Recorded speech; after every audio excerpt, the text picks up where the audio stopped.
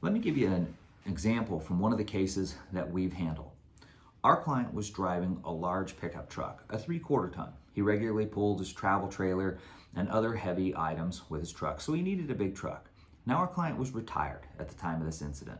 He was driving home on a surface street that then had an intersection with roadways that had a stop sign. Unfortunately, the other driver pulled directly out in front of him and didn't stop for the stop sign. He was also driving a large pickup truck. The two heavy vehicles collided hard in a T-bone style collision. The surface street that my client was driving on had a speed limit of 50 miles an hour. He was traveling a little bit below that speed limit, which means that the impact speed was approximately 45 miles per hour. This was a devastating impact.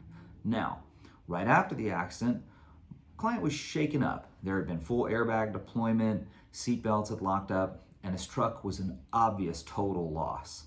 But he was able to get out of the vehicle on his own. And while he knew he was banged up, he thought he would be fine. What should have clued our client in that there was a problem was he had trouble remembering his home phone number in order to be able to call his wife to come to the scene and give him a hand. Eventually he was able to do so, and his wife took him home. The better decision there would have been go to the hospital, because over the next several months, as our client recovered from his physical injuries, he repeatedly noted that he was having trouble with both short-term and long-term memory. His wife also noted that he had had mood changes.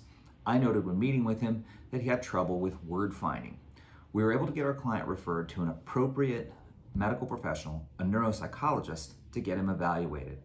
Turns out our client had suffered a relatively significant brain injury given the high force nature of this accident.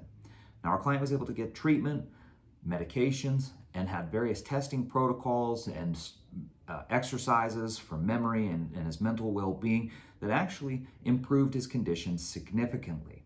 But we learned in the course of handling this case that had he gotten treatment and care sooner, his long-term outcome would have been better. Had our client gotten that care right away, gotten that x-ray or CT scan of his head, which would have revealed that brain injury immediately, he would have had a better outcome. So I encourage you, don't be shy. Get the care you need to get better after you've been injured in an accident. If you're not sure about what your next steps are after you've been injured in an accident, give us a call. The consultation is free, and the excellent attorneys here at Arthofer Tonkin welcome the opportunity to talk to you about your situation. Give us a call now. Thanks.